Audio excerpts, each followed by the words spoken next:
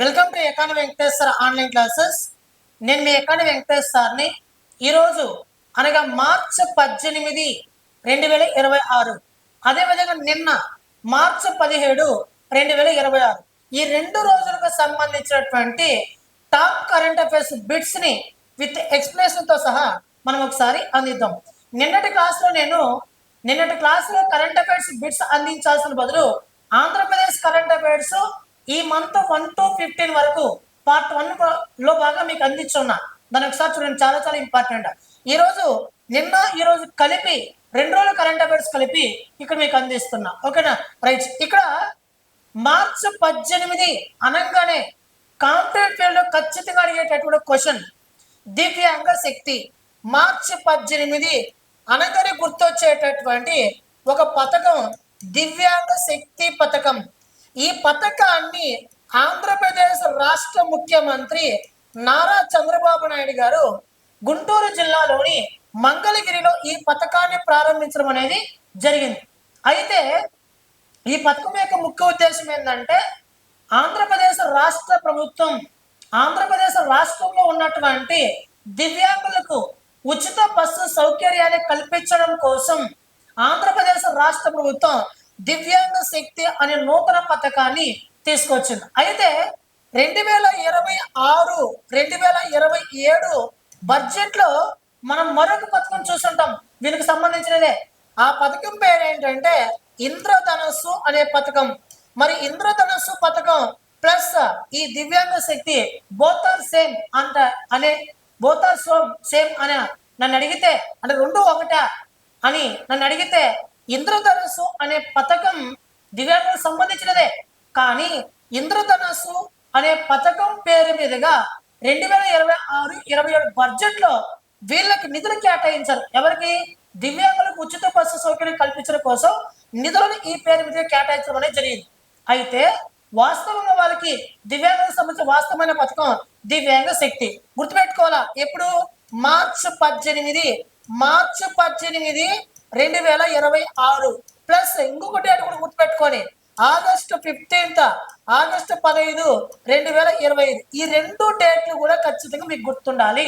మరి ఎందుకు గుర్తుండాలి అంటే మార్చి 18 ఏమో వికలాంగులకు సంబంధించినటువంటి ఫ్రీ బస్సు సౌకర్యం పథకం, అదేవిధంగా ఆగస్టు 15 ఏమో ఆంధ్రప్రదేశ్ రాష్ట్రంలో స్త్రీ అనగా మహిళ, శక్తి అనగా మహిళా సాధికారత అని అర్థం. ఓకేనా? గుర్తుపెట్టుకోండి, స్త్రీ శక్తి పథకాన్ని అమలు చేస్తారు. ఇట్లా ఆంధ్రప్రదేశ్ రాష్ట్ర ప్రభుత్వం సంక్షేమ పథకాన్ని అమలు చేస్తుంది. అన్నదాత సుఖీభవ, డొక్కా సీతమ్మ మధ్యాహ్న భోజన పథకం, సర్వేపల్లి రాధాకృష్ణ విద్యామిత్ర పథకము, ఎన్టీఆర్ పెన్షన్స్, అదేవిధంగా అన్నదాత సుఖీభవ, పిఎం కిసాన్ పథకం, అదేవిధంగా ఇప్పుడు దివ్యాంగ శక్తి, స్త్రీ శక్తి, ఓకేనా, ఎన్టీఆర్ కానుక, ఇటువంటివన్నీ మనం చూస్తాం. చంద్రన్న కానుక, ఓకేనా. ఇటువంటివన్నీ పథకాలు మన ఆంధ్రప్రదేశ్ రాష్ట్రంలో ఉన్నాయి. మీరు ఒకసారి గుర్తించుకోండి. ఓకేనా? రైట్. Next first question. ఇప్పుడు కేంద్ర ప్రభుత్వం ఇటీవల ప్రారంభించినటువంటి మిషన్ అన్వేషణ్ అనే కార్యక్రమం యొక్క ప్రధాన ఉద్దేశం ఏంటి అని అడిగాడు. అంతరిక్షంలో కొత్త గ్రహాల గుర్తింపు కోసమా, లేకపోతే క్రూడాయిల్ మరియు సహజ వాయు నిక్షేపాల కోసం గ్రామాల్లో సమగ్ర సర్వే నిర్వహించడం కోసమా, లేదా దేశవ్యాప్తంగా ఉన్నటువంటి పురాతనమైన కట్టడాలని పరిరక్షించడం కోసమా, లేదా సముద్ర గర్భంలో ఉన్నటువంటి ఖనిజ సంపదల్ని వెలికి తీయడం కోసమా అని ఇక్కడ ఆప్షన్ ఇచ్చాడు. మనకి ఆంధ్రప్రదేశ్ రాష్ట్రంలో ఇది ప్రత్యేకమైనటువంటి ఒక సర్వే అని చెప్పచ్చు. ఇప్పుడు మనకి అగ్రరాజ్యం అమెరికా, ఇజ్రాయిల్ ఈ 2 దేశాలు కూడా తన శత్రు దేశమైనటువంటి ఇరాన్ దేశం పైన ఫిబ్రవరి 28వ తారీఖు నుంచి వీరోచితంగా యుద్ధం చేస్తున్నది. మరి ఇరాన్ దేశం నుంచి మన భారతదేశానికి ముడి చమురు అనేది చాలా ఎగుమతి అవుతుంది. ఆ దేశం నుంచి మన భారతదేశానికి ముడి చమురుని ఎక్కువగా ఎగుమతి చేయాలని అంటే ఒక జలసంధి ఉంది. ఆ జలసంధి పేరు ఏంటంటే హార్మోజ్ జలసంధి. దాని పేరేంటి? హార్మోజ్ జలసంధి. ఈ హార్మోజ్ జలసంధి ద్వారా ఆ దేశం నుండి మన భారతదేశానికి ముడి చమురును నౌకల ద్వారా తీసుకొస్తాం. ఓకేనా? అయితే ఇక్కడ చూడండి, ఎప్పుడైతే ఇరాన్ దేశం ఈ హార్మోజ్ జలసంధిని నిలిపివేసిందో భారతదేశం తీవ్రమైన కష్టం వచ్చేసింది. అంటే కష్టం అంటే క్రూడ్ ఆయిల్ ఎక్కువగా మనకు ఆ దేశం దిగుమతి చేసుకున్నారు కాబట్టి మనకి కష్టం వచ్చేసింది. దీంతో మన భారతదేశంలో గ్యాస్ సరఫరా అనేది కొద్దిగా తగ్గింది. దీంతో భారతదేశం ఈ కష్టం మొదలైనటువంటి కారణంగా ఇతర దేశాల్లో ఉన్నటువంటి ఈ క్రూడ్ ఆయిల్ పైన ఎక్కువగా ఆధారపడకుండా ఈ క్రూడ్ ఆయిల్ మరియు సహజ వాయు నిక్షేపాలు మన భారతదేశంలో ఏమైనా ఉన్నాయా అని సర్వే చేపట్టడం కోసం భారత ప్రభుత్వం ప్రతిష్టాత్మకంగా కార్యక్రమాన్ని ప్రారంభించింది. అదే మిషన్ అన్వేషణ. కాబట్టి ఆన్సర్ టు క్రూడ్ ఆయిల్ మరియు సహజ నిక్షేపాలు వెలికి తీయడం కోసం గ్రామాలు సర్వే చేస్తుంది అనమాట. ఓకేనా?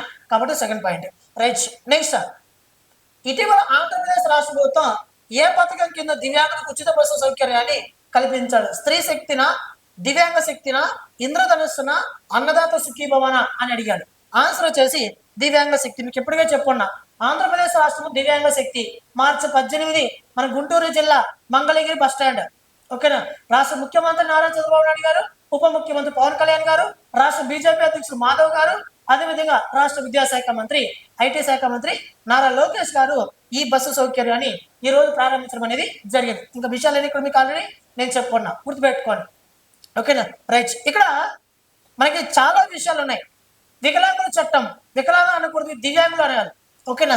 దివ్యాంగులు భారతదేశంలో వికలాంగులు అనే చట్టం, వికలాంగులు అనే పదం స్థానంలో దివ్యాంగులు అనే పదం వాడాలి అని చెప్పేసి 2015లో మన భారతదేశ ప్రధానమంత్రి నరేంద్ర మోడీ ఒక స్టేట్మెంట్ రిలీజ్ చేశారు. భారతదేశంలో వికలాంగుల లేదా దివ్యాంగుల చట్టం, దివ్యాంగుల హక్కుల చట్టం, గుర్తుపెట్టుకోండి, పర్సన్స్ విత్ డిజబిలిటీస్ యాక్ట్. ఓకేనా? గుర్తుపెట్టుకోండి. ఎప్పుడంటే 2016లో తీసుకొచ్చారు. ఈ 2016లో తీసుకొచ్చినటువంటి దివ్యాంగుల హక్కుల చట్టం ప్రకారం లేదా పరిరక్షణ చట్టం ప్రకారం మన ఆంధ్రప్రదేశ్ రాష్ట్ర ప్రభుత్వం 40% అంతకంటే ఎక్కువ అంగవైకల్యం కలిగినటువంటి వ్యక్తులకి మన ఆంధ్రప్రదేశ్ రాష్ట్ర ప్రభుత్వం ఫ్రీ బస్సు సౌకర్యాన్ని కల్పిస్తున్నారు. ఓకేనా? గుర్తుపెట్టుకోండి, చాలా చాలా important. Ultra Palle Velugu bus, express bus, అదేవిధంగా సిటీ ఎక్స్ప్రెస్ బస్సు, ఇలాంటి వాటిలో 5 బస్సులు ఫ్రీ సౌకర్యం కల్పించడం అనేది జరుగుతుంది. ఓకేనా? రైట్. ఇది నెక్స్ట్, పరిశ్రమ అనే పదం నిర్వచనంపై విచారణ చేపట్టిన సుప్రీంకోర్టు విస్తృత రాజ్యాంగ ధర్మాసనంలో ఎంతమంది సభ్యులు ఉన్నారు అని చెప్పేసి ఒక ఆర్టికల్ ఈరోజు ఈనాడు పేపర్లో వార్త నిలిచింది. మార్చి 17 అంటే నిన్నటి రోజున మార్చి 17, 2026 సుప్రీంకోర్టు ప్రధాన న్యాయమూర్తి ఎవరైనా సుప్రీంకోర్టు ప్రధాన న్యాయమూర్తి సూర్యకాంత్ ఆధ్వర్యంలో ఈ ధర్మాసనం దీనిపైన విచారణ చేపట్టింది. ఏమనేసి అంటే పారిశ్రామిక వివాదాల చట్టం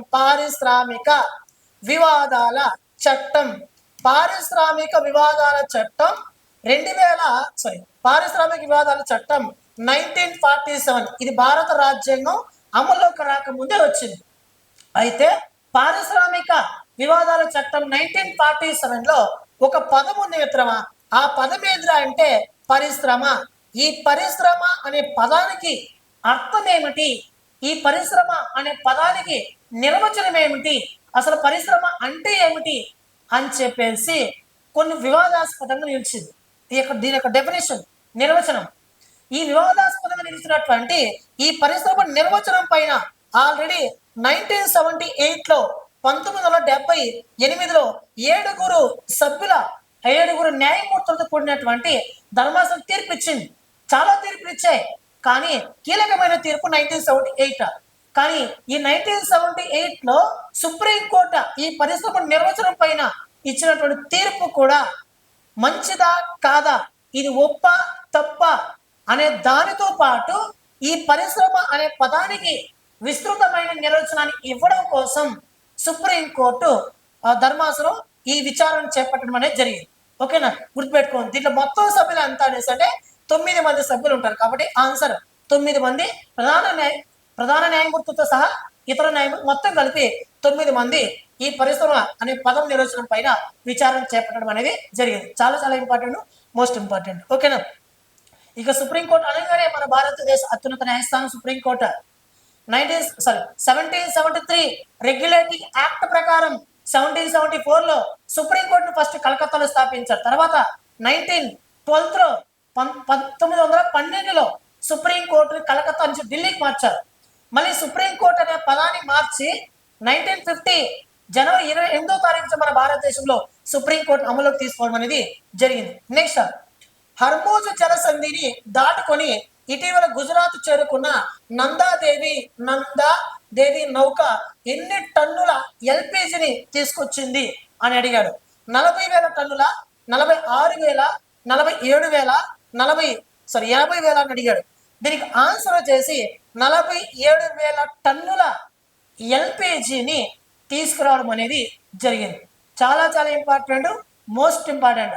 ఎందుకనేసి అంటే మీకు ఆల్రెడీ చెప్పాను, హర్మోజ్ జలసంధి చాలా చాలా ఇంపార్టెంట్. హర్మోజ్ జలసంధి ఒక రవాణా లాంటిది. అంటే ఒక ప్రాంతం నుంచి మరొక ప్రాంతానికి వస్తువు తరలించాలంటే రోడ్ కనెక్టివిటీ ఎలాగైతే మనకి ఇంపార్టెంటో, ఇరాన్ దేశం నుంచి భారతదేశానికి ముడి చమురును తీసుకురావడం కోసం ఈ హర్మోజ్ జలసంధి చాలా చాలా ఇంపార్టెంట్. ఈ హర్మోజ్ జలసంధిని ఇటీవల పూర్తిగా మూసివేసింది ఇరాన్ దేశం. అయినా కూడా మన భారతదేశానికి ఇటీవల నందాదేవి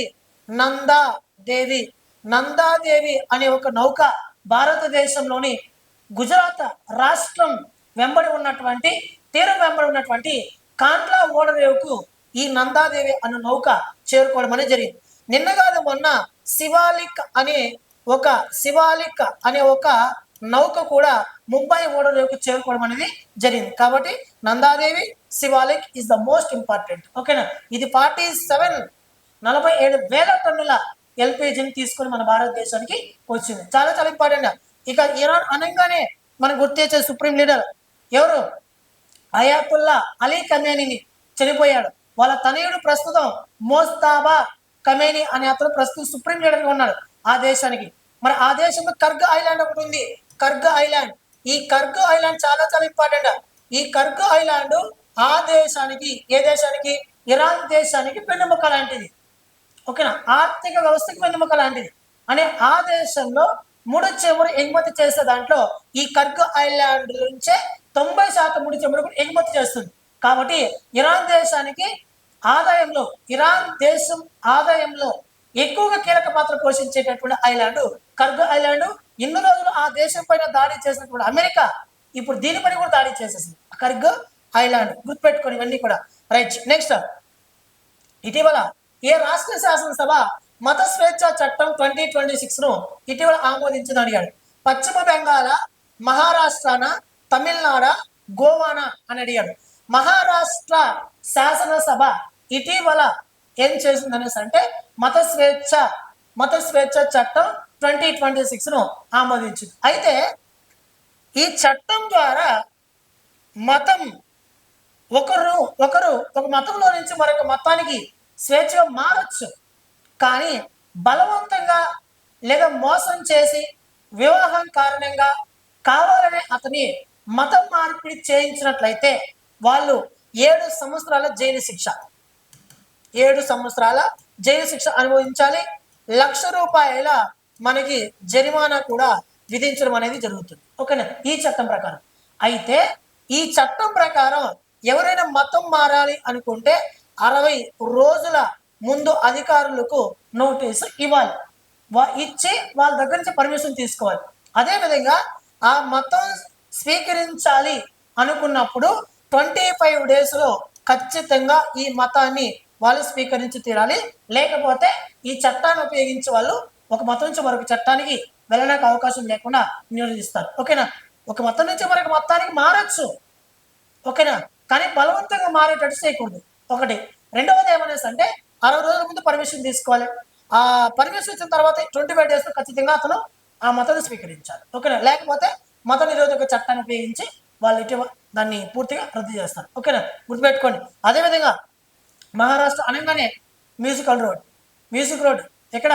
మనకి మహారాష్ట్ర ముంబైలో మ్యూజిక్ రోడ్ జై హో అనే ఒక సాంగ్ కూడా ప్లే అవుతుందని చెప్పేసి మీకు ఆల్రెడీ నేను చెప్పాను. రైట్. నెక్స్ట్,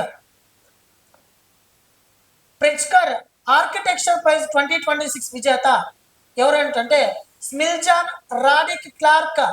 చాలా చాలా ఇంపార్టెంట్, ఖచ్చితంగా క్వశ్చన్ పడేటటువంటి ఏరియా ఈ క్వశ్చన్. గుర్తుపెట్టుకోండి.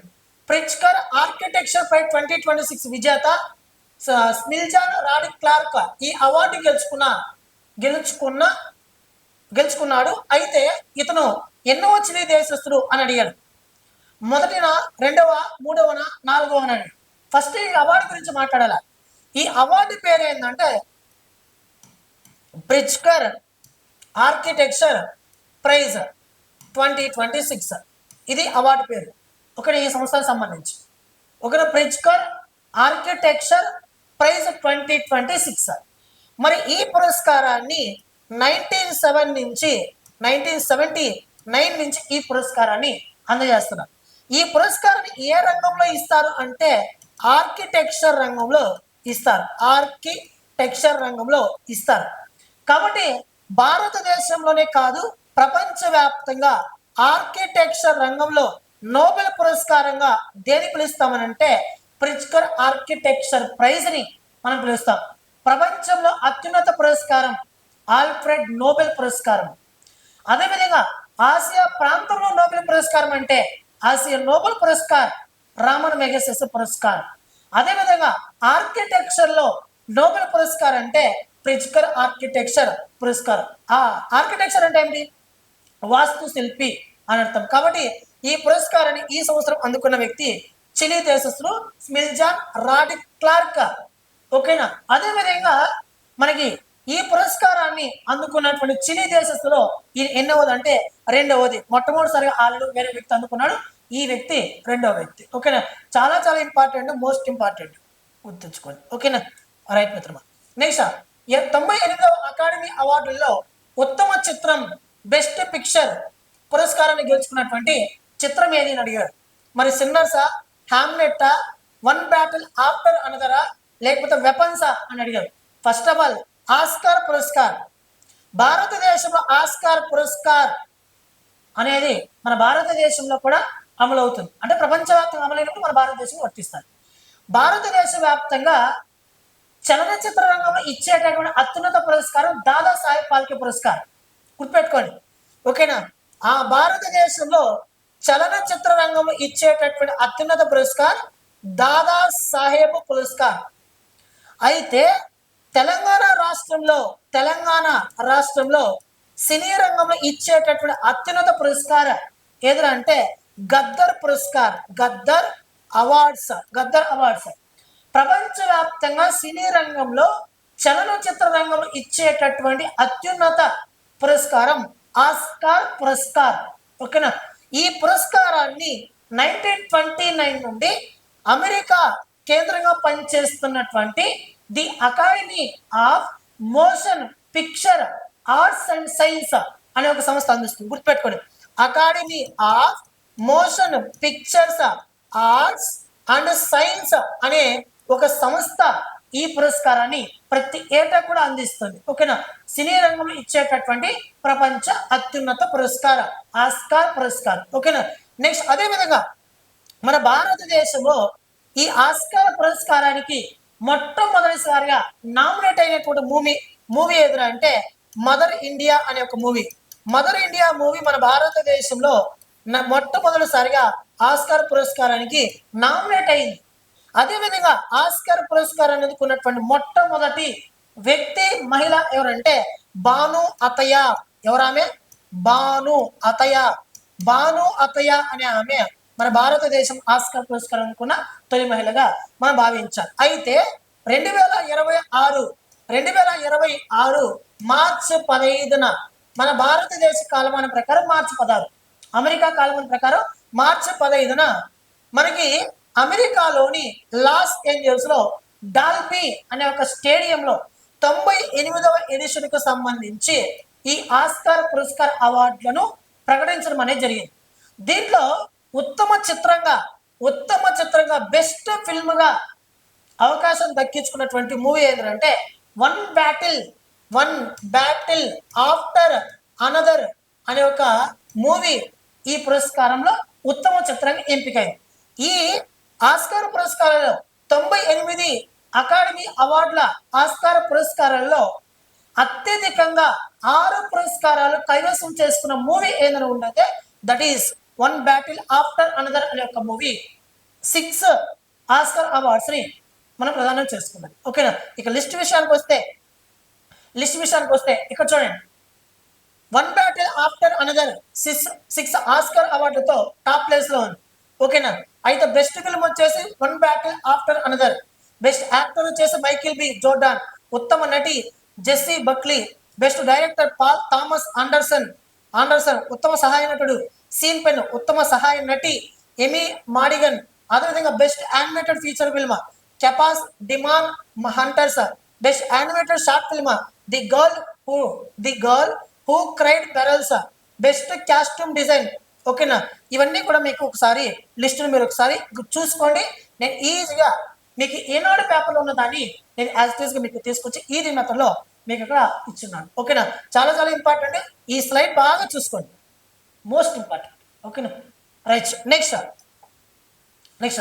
భారత అణువిద్యుత్ కేంద్రం న్యూక్లియర్ పవర్ ప్లాంట్ కార్యకలాపాల అధిపతిగా నియమితులైనటువంటి తొలి మహిళ ఎవరని అడిగాడు. మమతా కాలియానా, నాచన్మయ్ ఆర్ఎం నాచన్మయిన, హామ్య మేరీ మాడిగన, జెస్సీ బక్లీనా అని అడిగాడు. దీనికి ఆన్సర్ వచ్చేసి ఆర్ఎం నాచన్మయ్ అనే ఆమె ఇండియన్ న్యూక్లియర్ పవర్ ప్లాంట్ కి తొలి కార్యకలాపాల అధిపతిగా నియామకమైంది. ఈమె ఏ రాష్ట్రం అనేసి అంటే తమిళనాడు రాష్ట్రానికి చెందినటువంటి మహిళ. మరి అణువిద్యుత్ అనగానే మన భారతదేశం అణువిద్యుత్ కేంద్రాలు మొత్తం 7 ఉన్నాయి మిత్రమా. అణువిద్యుత్ కేంద్రాలు మొత్తం 7 ఉన్నాయి. తారాపూర్ అణువిద్యుత్ కేంద్రం ఎక్కడుంది మిత్రమా? మహారాష్ట్రలో ఉంది. కల్పకం ఎక్కడ? తమిళనాడులో ఉంది. కుడైంకులం ఎక్కడుంది? తమిళనాడులో ఉంది. నరోరా ఎక్కడుంది? ఉత్తరప్రదేశ్లో ఉంది. అదేవిధంగా కాకరపార ఎక్కడుంది? గుజరాత్లో ఉంది. అదేవిధంగా మనకి కైగా ఎక్కడుంది? కర్ణాటకలో ఉంది. మరి రావత్ బట్ట ఎక్కడుందంటే రాజస్థాన్లో ఉంది. అయితే మన భారతదేశంలో అతి పెద్ద అణువిద్యుత్ కేంద్రం మనకి కుడైంకులం అణువిద్యుత్ కేంద్రం. మొట్టమొదటి అణువిద్యుత్ కేంద్రం వచ్చేసి తారాపూర్, ఇది మహారాష్ట్రలో ఉంది. తారాపూర్ మహారాష్ట్ర, నరోరా ఉత్తరప్రదేశ్, కల్పకం తమిళనాడు. అదేవిధంగా మనకి నరోరా ఉత్తరప్రదేశ్, కాకరపార గుజరాత్, అదేవిధంగా మనకి కైగా కర్ణాటక, రావత్ బట్ట రాజస్థాన్, కుడైంకులం మన తమిళనాడు. ఓకేనే. ఇవన్నీ కూడా మీరు గుర్తుండాలి. రైట్. నెక్స్ట్, అస్సాం ప్రభుత్వం ఇటీవల ఏ సాయుధ గ్రూపులతో జాతి ఆధారిత తీవ్రవాదాన్ని అంతమొందించేలా శాంతి ఒప్పందం కుదుర్చుకున్నది అని అడిగాడు. కుకీగామ్ defence army, Kuki revolutionary army, Kuki liberation army మరియు హమర్ పీపుల్ కన్వెన్షన్ డెమోక్రటిక్ అని ఉన్నాయి. ఇక్కడ 4 సంస్థలు ఉన్నాయి. ఈ 4 సంస్థలు కూడా ఇక్కడ 3 సంస్థలు కూడా కూకీ వర్గానికి చెందినటువంటి మనకి సంస్థలు అనమాట. ఒకటి మాత్రం హామర్ పీపుల్ కన్వెన్షన్ డెమోక్రటిక్, అంటే 3 కూకీ వర్గానికి చెందినవి, మరొకటి హామర్ పీపుల్ కన్వెన్షన్ డెమోక్రటిక్. ఈ 4 సంస్థలతో ఇటీవల అస్సాం రాష్ట్ర ప్రభుత్వం ఒప్పందం కుదుర్చుకునేది. ఎందుకనేసి అంటే మన భారత ప్రభుత్వం ఒక లక్ష్యంగా పెట్టుకునేది, భారతదేశంలో మావోయిస్టులు పూర్తిగా అంతం చేయాలని ఒక లక్ష్యంగా పెట్టుకునేది. దీంట్లో భాగంగా ఆ రాష్ట్రంలో ఉన్నటువంటి ఈ 4 సంస్థలతో ఒప్పందం కుదుర్చుకున్నది. ఆ రాష్ట్రానికి నుంచి శాంతియుత వైపు మేము నడిపిస్తాం, ఇక్కడ నుంచి అల్లా కల్లోలంగా ఆ రాష్ట్రం మేము చేయము, ఇవి సృష్టించమని చెప్పేసి ఈ 4 సంస్థలు ఇటీవల అస్సాం ప్రభుత్వంతో ఒప్పందం కుదుర్చుకోవడం జరిగింది. చాలా చాలా ఇంపార్టెంట్. నెక్స్ట్, అమరజీవి పొట్టి శ్రీరాములు విగ్రహానికి ఇటీవల ఏమని పేరు మార్చారు అని అడిగారు. స్టాచ్యూ ఆఫ్ లిబర్టీనా, స్టాచ్యూ ఆఫ్ సాక్రిఫైజా, స్టాచ్యూ ఆఫ్ యూనిటీనా, స్టాచ్యూ ఆఫ్ పీస్ అని అడిగాడు. మనకి అమరజీవి అనగానే శ్రీ పొట్టి శ్రీరాములు మనకు గుర్తొస్తారు. ఈయన 58 రోజుల పాటు ఆమర నిరాహార దీక్ష చేపట్టాడు మన తెలుగు వాళ్ళ కోసం. ఓకేనా. ఈయన ఆమర నిరాహార దీక్ష చేపట్టడంలో భాగంగా ఈయన చేపట్టినందుకే మన తెలుగు వాళ్ళకి ప్రత్యేకమైనటువంటి రాష్ట్రం ఏర్పాటైంది. 1953 అక్టోబర్ 1వ తారీఖున ఆంధ్ర రాష్ట్రం ఏర్పాటైంది, మద్రాసు నుంచి విడిపోయి.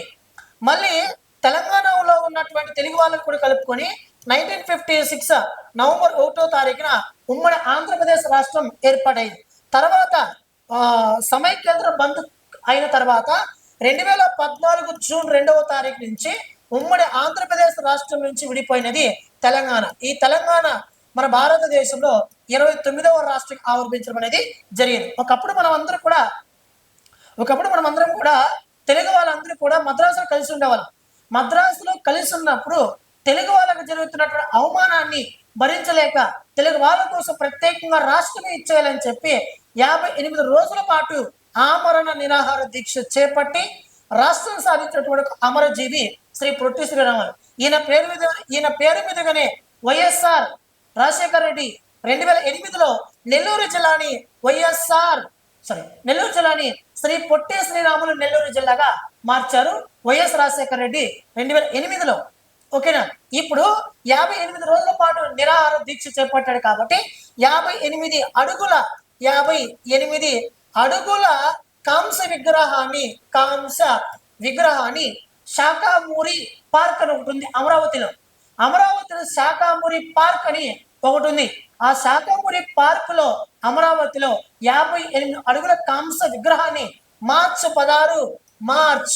16, 2026 ఆంధ్రప్రదేశ్ రాష్ట్ర ముఖ్యమంత్రి నారా చంద్రబాబు నాయుడు గారు, ఉప ముఖ్యమంత్రి పవన్ కళ్యాణ్, రాష్ట్ర బీజేపీ అధ్యక్షుడు మాధవ్ గారు, ఐటీ శాఖ మంత్రి నారా లోకేష్ గారు ప్రారంభించడం అనేది జరిగింది. కాబట్టి దీన్ని ఏమని పిలుస్తామంటే స్టాచ్యూ ఆఫ్ సాక్రిఫైస్ అని పిలుస్తాం. ఓకేనా. చాలా ఇంపార్టెంట్, మోస్ట్ ఇంపార్టెంట్. ఓకేనా. రైట్. నెక్స్ట్, గోరఖ్పూర్ ఎయిమ్స్ వైద్యులు 8 నెలల గర్భిణీ శరీరంలో గుర్తించిన అత్యంత అరుదైనటువంటి బ్లడ్ సబ్ గ్రూప్ ఏదని అడిగాడు. A1, A2, A3, O positive అని అడిగాడు. దీనికి ఆన్సర్ వచ్చేసి A3 మిత్రమా. గోరఖ్పూర్లో ఉన్నటువంటి గోరఖ్పూర్ ఎయిమ్స్ వాళ్ళు all India institute of medical sciences Gorakhpur విద్యార్థులు మనకి ఒక గ్రూప్ని కనుక్కోవడం అనేది జరిగింది. 8 నెలల గర్భిణిలో ఈ బ్లడ్ గ్రూప్ని కనుక్కోవడం అనేది జరిగింది. ఆ బ్లడ్ గ్రూప్ ఏంటంటే A3 బ్లడ్ గ్రూప్ అన్నమాట. ఓకేనా. దీనికి కనుక్కోవడం అనేది జరిగింది. అయితే ఎయిమ్స్ అనగానే నాకు ఒకటి గుర్తొస్తుంది, all India institute of medical sciences. AIIMS అనగానే గుర్తొచ్చేది మనకు ఢిల్లీ. ఈ ఢిల్లీ ఎయిమ్స్ ఇటీవల అంటార్కిటికా అనే ఒక ఖండంలో, అంటార్కిటికా అనే ఒక ప్రాంతంలో ఉన్నటువంటి ఒక వ్యక్తికి దాదాపు 12,000 కిలోమీటర్ల దూరం, మనం ఢిల్లీ నుంచి చూసుకుంటే అంటార్కిటికాకి 12,000 కిలోమీటర్ల దూరంలో ఉన్నటువంటి ఒక వ్యక్తికి ఢిల్లీ ఎయిమ్స్ లో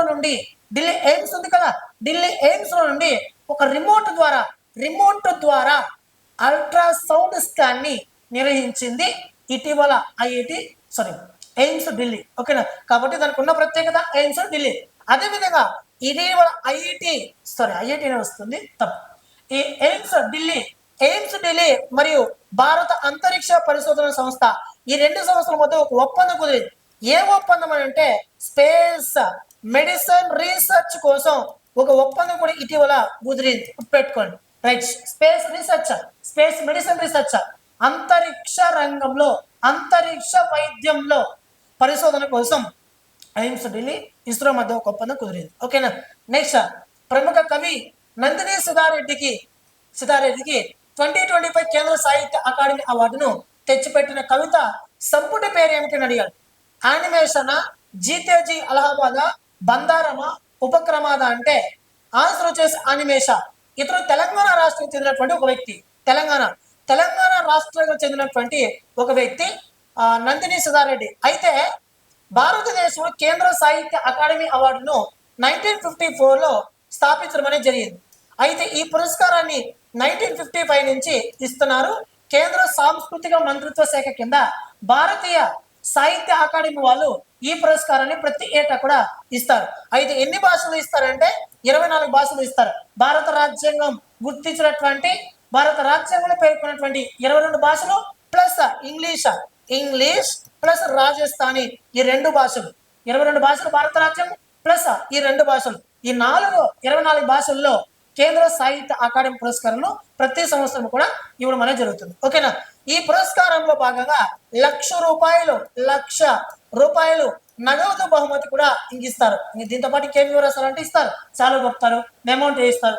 ఇవన్నీ కూడా ఇవ్వడం అనేది జరుగుతుంది. అయితే ఇది సిద్ధారెడ్డి గుర్తుపెట్టుకోండి. కరోనా కాలంలో ప్రజలు ఎదుర్కొన్నటువంటి సమస్యలు, ఈ కరోనా ప్రజలను పట్టిపెడుతున్నటువంటిది, అదేవిధంగా కరోనా కాలంలో రోజువారీ కూలీలు ఏ విధంగా ఇబ్బంది పడ్డారు అనే దాన్ని ఇతరుతంగా తీసుకొని ఒక కవితను రాశాడు.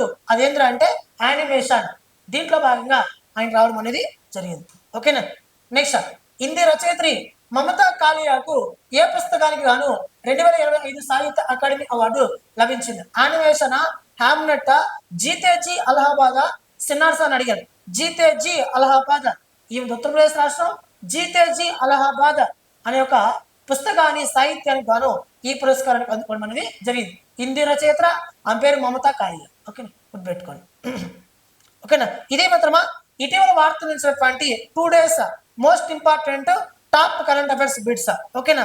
మీకు ఒక చిన్న అనౌన్స్మెంట్ ఏంటంటే, రేపు మార్చి 19, 2026 మన యాప్లో డిఎస్సి వాళ్ళకు జీకే సపరేట్గా ఉంది. అదేవిధంగా వాళ్ళ కరెంట్ అఫైర్స్ కూడా ఉంది. దీంతో పాటు గ్రూప్స్ వాళ్ళు కూడా కరెంట్ అఫైర్స్ ఉంది. ఓకేనా. జీకే అంటే కరెంట్ అఫైర్స్లోని మనకి జీకే డిఎస్ వాళ్ళు చదువుకోండి. కరెంట్ అఫైర్స్ గ్రూప్ 1 గ్రూప్ వాళ్ళు మరింత స్పష్టంగా గ్రూప్ 1 లెవెల్లో నేను డైలీ కరెంట్ అఫైర్స్ భాగంగా మీకు అప్లోడ్ చేస్తున్నా. మీరు కంటెంట్ ఒకసారి యూట్యూబ్లో చూడండి. ఓకేనా. మన యాప్లో చూడండి. మన యాప్ పేరు వచ్చేసి నా పేరు మీద ఉంటుంది, ఎకానమీ వెంకటేశ్వర్ యాప్. రేపు నేను డిఎస్ వాళ్ళు జీకే కరెంట్ అఫైర్స్ 599. అదేవిధంగా మనకి APS group 1 group 2 SI constable వాళ్ళకి కరెంట్ అఫైర్స్ 599 ఉంటుంది. ఓకేనా. అందరికీ ఒకే కోర్సు మిత్రమా.